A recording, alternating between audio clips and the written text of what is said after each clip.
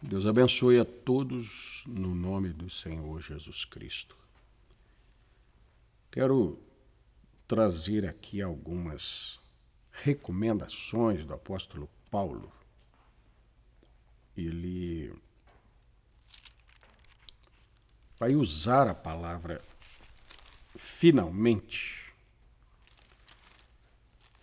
por causa de todas as epístolas de Paulo são recomendações. O apóstolo Paulo é chamado apóstolo Paulo. Mas quão grande pastor é esse apóstolo? Porque você vê um pastoreio muito detalhado nas palavras de Paulo. Paulo vinha e aí esse apóstolo cabe estar numa hierarquia acima dos pastores, porque ele pastoreia pastores, embora seja um profeta. Lá na época dele ninguém sabia disso. Quem sabe nem ele próprio nunca preocupou em falar, assim como você vai ver o profeta, irmão Brana, ele nunca, em alguns momentos ele diz para as pessoas assim, você crê que eu sou o profeta do Senhor? E parece que vinha algo assim, e ele dizia assim, o profeta é um pregador, nunca fazendo esse ofício ser uma coisa que o engrandecesse. Paulo, a gente não vê ele falando. Ele fala assim, se eles são apóstolos, eu também sou, e tal. Mas ele não fica chamando essa coisa assim. Mas quando e até porque ele disse assim, se eu quiser me vangloriar, tem um mensageiro de Satanás para me esbofetear. Mas, quando a gente lê, ele pastoreia pastores para que pastores pastoreiem o povo, para que pais pastoreiem sua casa, para que indivíduos pastoreiem os seus atos. Que coisa interessante. Como assim? Você tem que se policiar, se guardar. Nem todo momento um pastor, homem com ofício, vai estar junto com você. Mas o pastor das nossas almas, o Senhor Jesus Cristo, está sempre conosco. Mas como é que ele está conosco? Como é que nós usufruímos dessa presença dele? Com o conhecimento da palavra. E o conhecimento da palavra vai nos levar a homens que tiveram ministérios, tal como eu acabo de falar do apóstolo Paulo,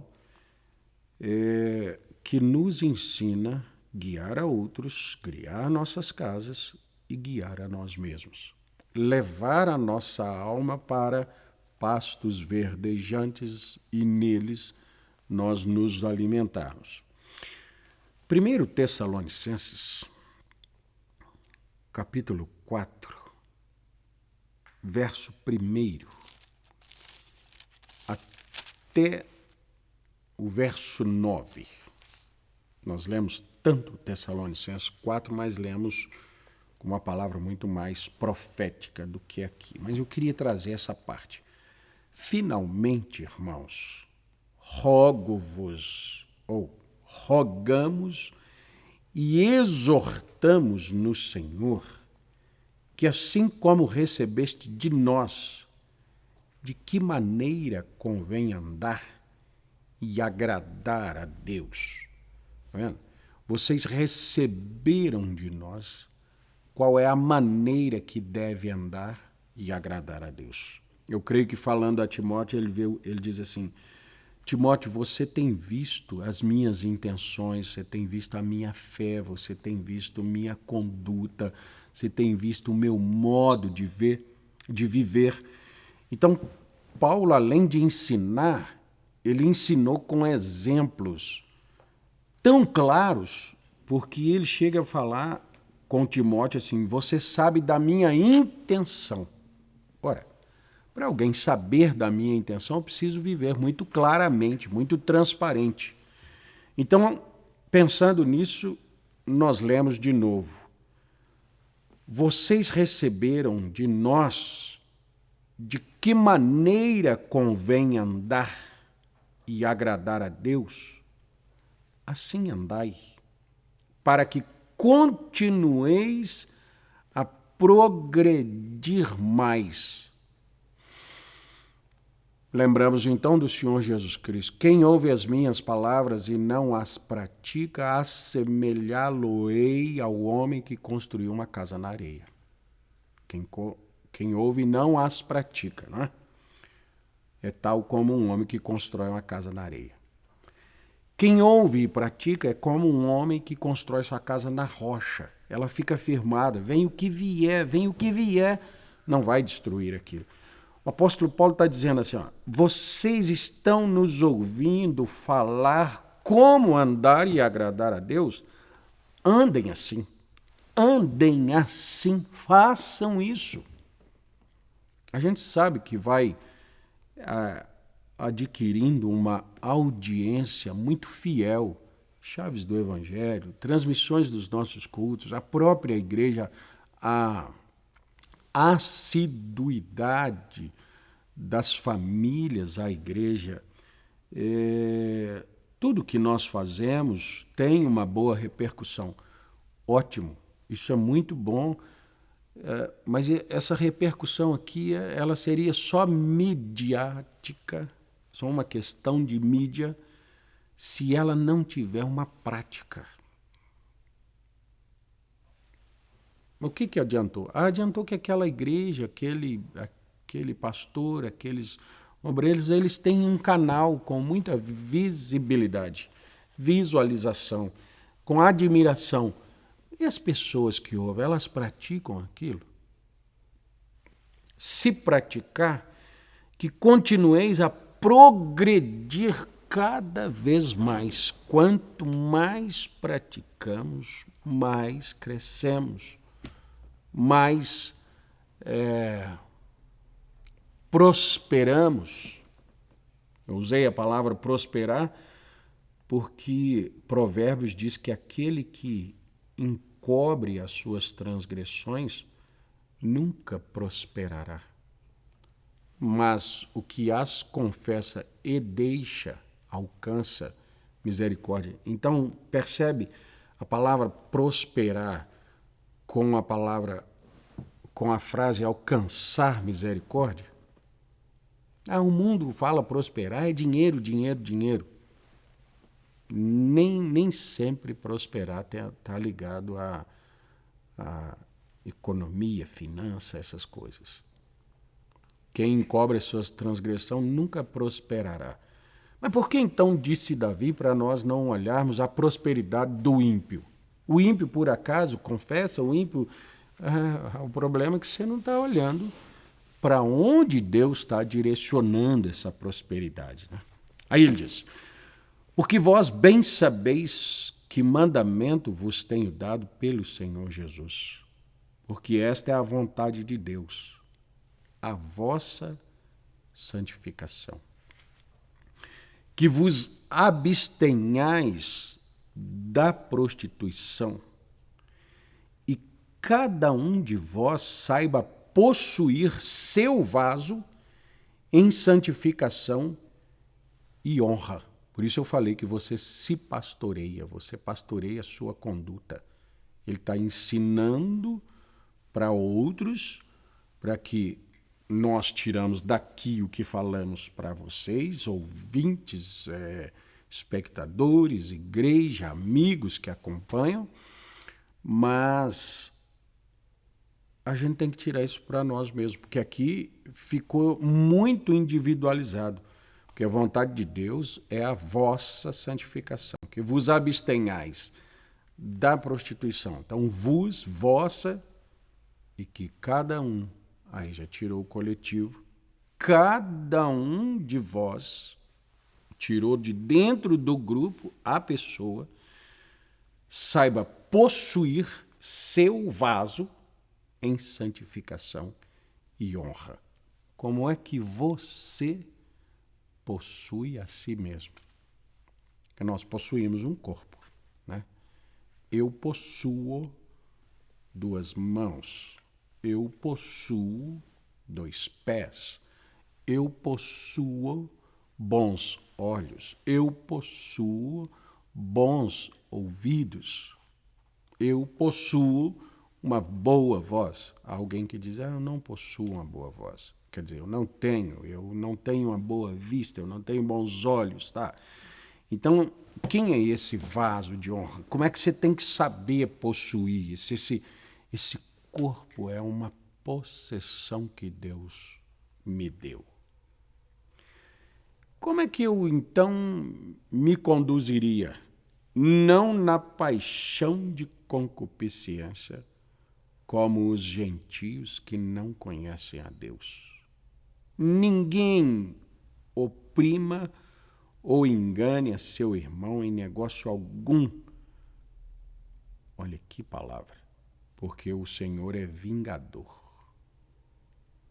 de todas estas coisas, como também antes vô-lo dissemos e testificamos. Estou passando problemas. Deus está vingando você por causa daquela opressão com aquela tal pessoa. Que? Deus, o Senhor, é vingador. Então, há problemas que as pessoas não sabem de onde ele veio. Ele vem de Deus. Deus está cobrando aquilo. Cobrar é uma palavra bem mais branda do que vingar. E aqui ele não está dizendo que o Senhor é cobrador. Ele diz que o Senhor é vingador, porque o cobrador, ele pode sair vazio. O vingador, não. O vingador vem para fazer justiça daquele mal. Ele não vai sair vazio. Ele não vai sair, vamos usar a palavra, ele não vai vir e ir embora à toa. Ele vai cumprir o desígnio. E qual é o desígnio para aquilo?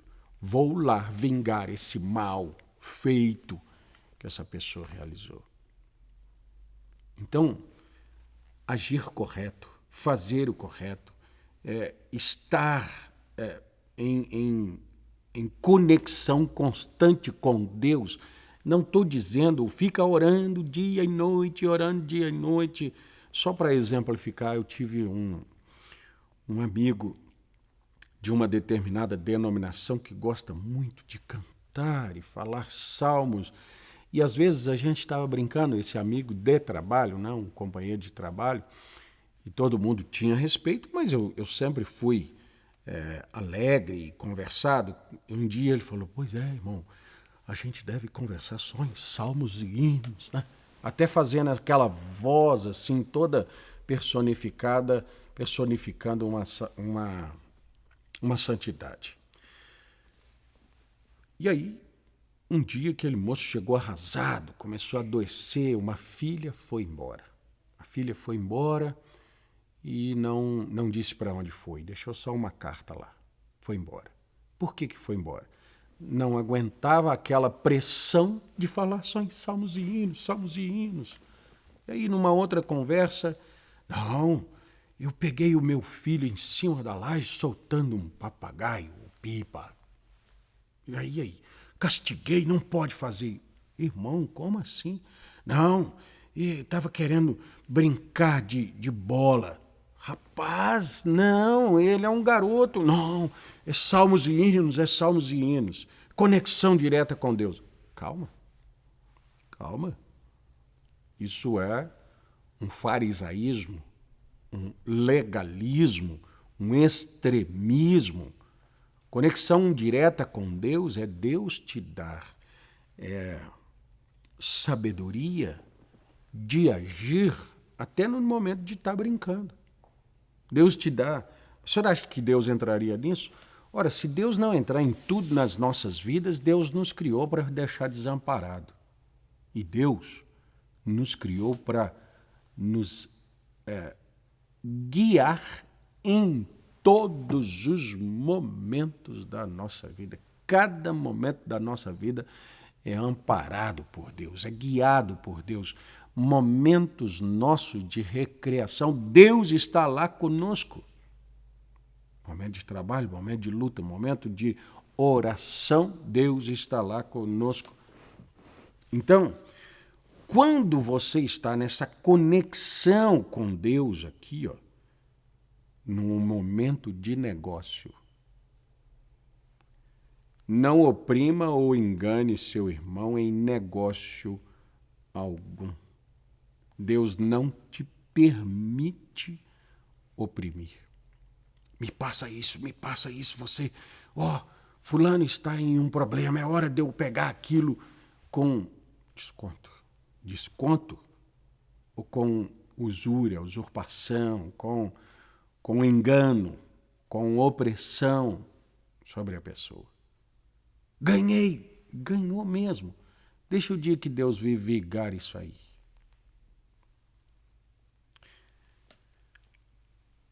Como também antes vô-lo dissemos e testificamos, porque não nos chamou Deus para a imundícia, mas para a santificação.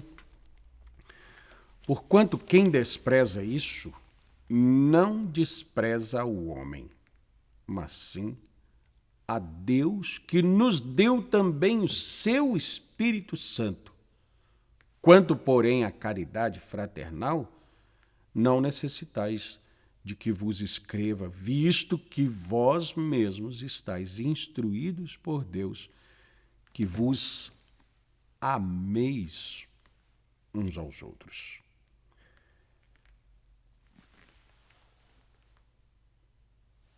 Quem despreza isso, não despreza o homem, despreza a Deus. Mas essas coisas são coisas pequenas. Não são pequenas. Não são pequenas.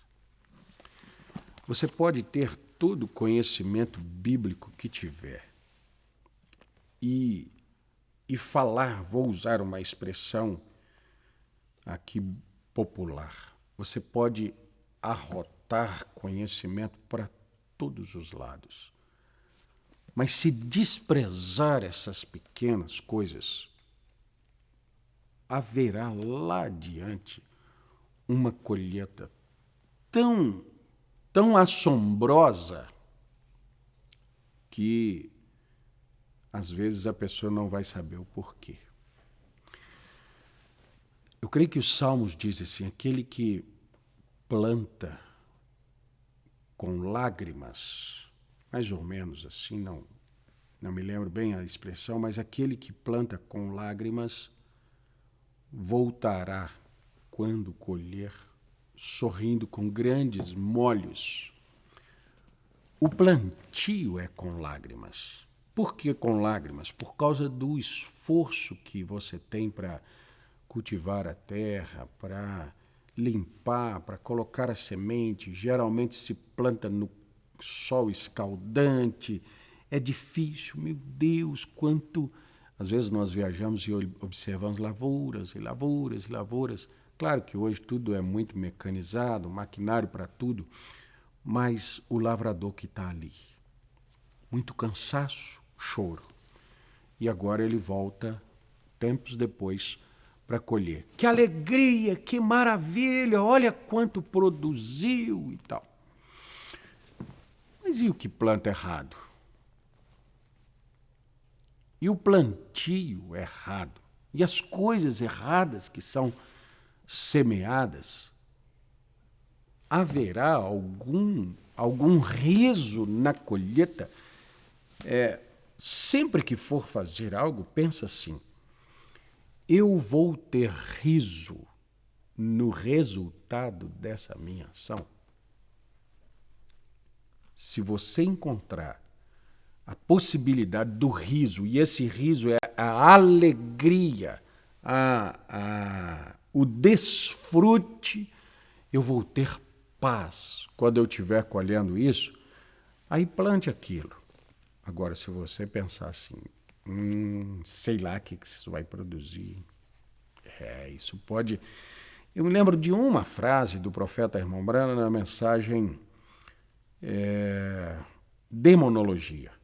É uma série, uma destas mensagens demonologia. Uma irmã faz uma pergunta para o profeta que ele não diz qual pergunta é, e aí ele responde para ela assim: irmã, se há uma dúvida, não faça. O senhor acha certo eu fazer tal? Peraí. Se há uma dúvida, não faça. Então, coloquemos isso nos nossos momentos de plantio. Lembre-se de Gálatas. Não se engane o homem. Tudo que ele plantar, isso também ceifará. Ao lembrarmos disso, pensemos em o que devemos plantar e projetamos a nossa mente para frente, pensando: a colheita disso vai me dar risos, vai me dar alegrias, ou isso vai me trazer angústias? Quando eu plantei eu nem pensei. Falta de conexão com Deus. Mas era um momento assim de muita euforia. Você tem que ter conexão com Deus em todo momento. Euforicamente alegre. Por isso, quantas recomendações eu podia ir passando aqui, mais tempo, podíamos ir lá, Salomão dizendo: filho meu, filho do rei, não toma bebida forte. Como assim, pai? Filho do rei não fica tonto. Filho do rei não perde sobriedade. E é isso, fica para os filhos de Deus. Eu estava tão delirante, eu estava tão... Não fica enfurecido demasiadamente e nem alegre demasiadamente. Eu gosto, citei isso um dia desse, no programa Assim Está Escrito, que eu gosto do profeta William Branham falando de São Martinho, mensageiro da terceira era, dizendo que ele era um homem constante. Ninguém nunca o viu rindo nem chorando. Ele era um homem sereno o tempo todo. O mesmo ambiente, a mesma personalidade. Não uma dupla personalidade. Não um sorriso extravagante, depois um choro agonizante. Não. Um equilíbrio. Pensemos nessas coisas como uma chave para as nossas vidas, até porque esse nosso programa é Chaves do Evangelho. Que Deus te abençoe e até o nosso próximo vídeo, se Deus quiser.